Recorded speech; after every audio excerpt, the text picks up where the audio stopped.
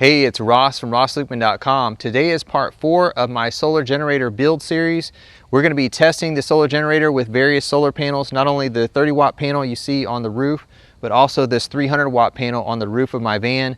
The way the solar generator is made, you can just plug and unplug various solar panels and it's going to process and store that power just the same in its internal battery. So going back to part 1 of the series, we looked at how to lay the interior components out and how they all connect to each other. And then in part 2, we wired the unit together and we did some testing, not only with the 12 volt, but also with the 120 volt output. And we're able to light up some lights and various devices in part 2.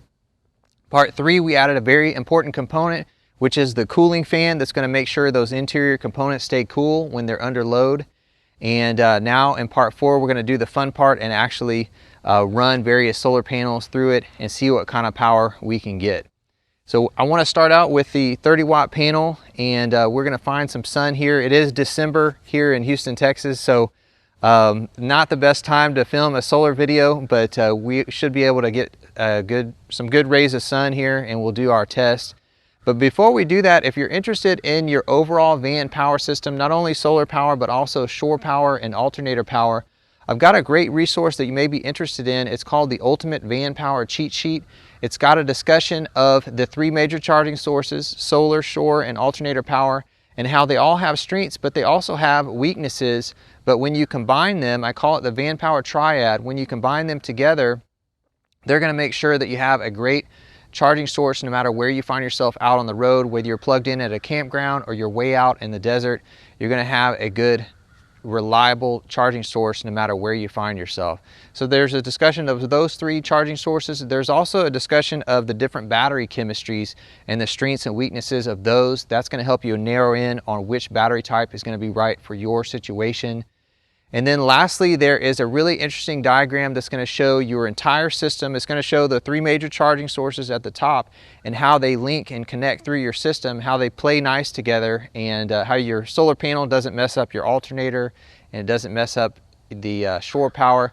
They're all going to come in and integrate together, and it's going to show you how they link up and then how it connects to your battery and to your end devices such as your phone charger and to your microwave. It's a really illuminating diagram that was originally requested by a student of mine who wanted to see kind of everything on one page.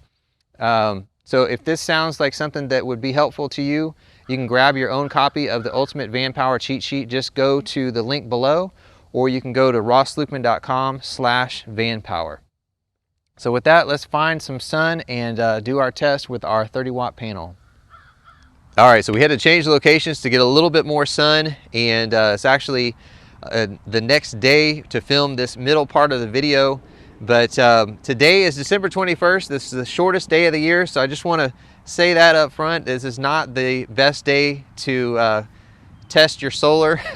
The sun is coming in at a low angle, and it's a short day, but we're going to go ahead and see what we got out of our 30 watt panel. And if I just pull up the Victron Connect app, it'll connect to the solar controller.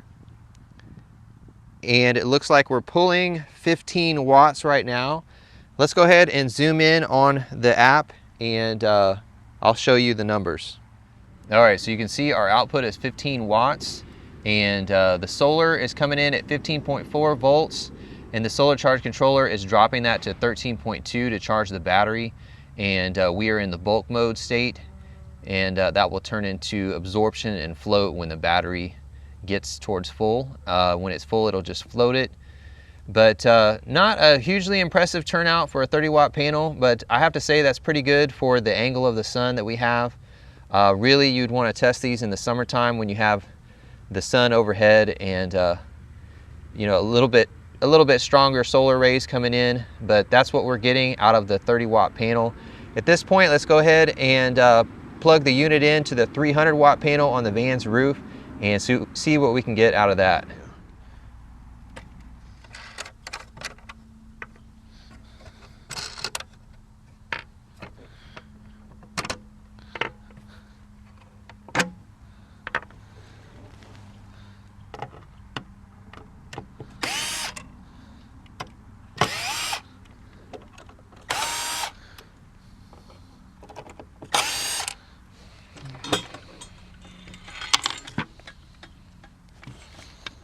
All right, we've got the unit plugged into the 300 watt panel on the roof.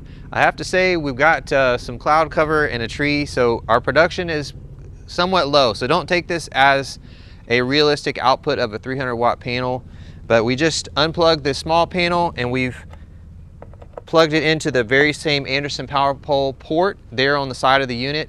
So let's pull up the app and see what kind of power we're getting off of this rooftop panel.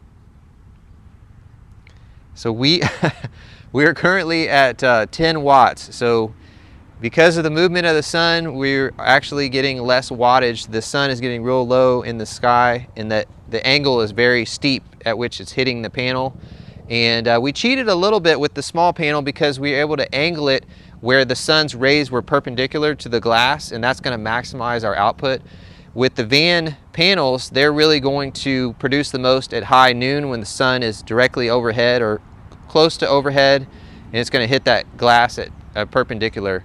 But at this point, the little panel is actually outperforming this large panel, and this tells you a lot about the sun angles are important as far as what angle that sun is coming in at when it hits the glass of the solar panel. So we are up to 15 watts. Back down to 10 or 11. Let me zoom in and we'll take a quick look at the numbers. Okay, so our cloud has come over the sun, and so it is dropping. And this will just vary. You can see we have a higher voltage. We had a much lower voltage for the small panel. So we are 25 to 35 volts out of that large panel on the roof of the van. And it's sending 13.2 approximately volts to the battery.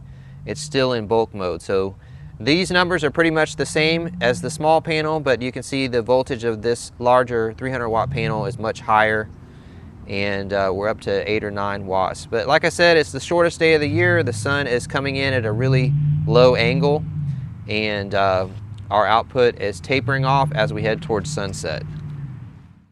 So that's the end of the solar generator build series. I hope that was helpful for you. I wanted to mention one design change that I made between the last video and this one. I changed out the relay for the solar panel power coming into the unit. There's a relay that's controlled by these front switches here, so you can shut off that power and shut down the unit. And I originally used a battery protect from Victron Energy, and basically when I put the unit in the sun, it set off the high voltage alarm of the battery protect, and it would not let the solar panel power into the unit. Those battery protects are made for batteries, so a 12 volt battery or a 24 volt battery. But when you start plugging in solar panels that are putting in 35 to 37 volts, it was too high, and even with the custom settings, I wasn't able to get rid of that high voltage alarm for the battery protect. And frankly, it was a little bit overkill for what we needed. We just need a relay in there so we can have our on-off switch control that relay. We don't need the relay to monitor the voltage going through it or anything.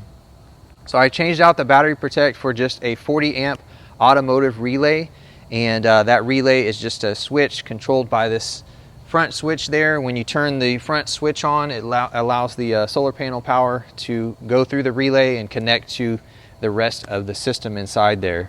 So that was just one change I wanted to mention, kind of a casualty of building a prototype like this. You're not done with the design until it's fully tested, and sometimes small details are overlooked and you have to go back and change things. So that's kind of part of the challenge of building something like this, but also maybe part of the fun. It's fulfilling when it finally does work there at the end. So again, that's the end of this series. I appreciate you watching. Hopefully you got a lot out of this.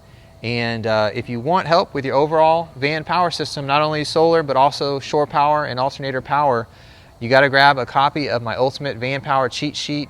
I've got a link below to it, or you can go to rosslukman.com/vanpower. So thanks for watching, and I'll see you in the next video.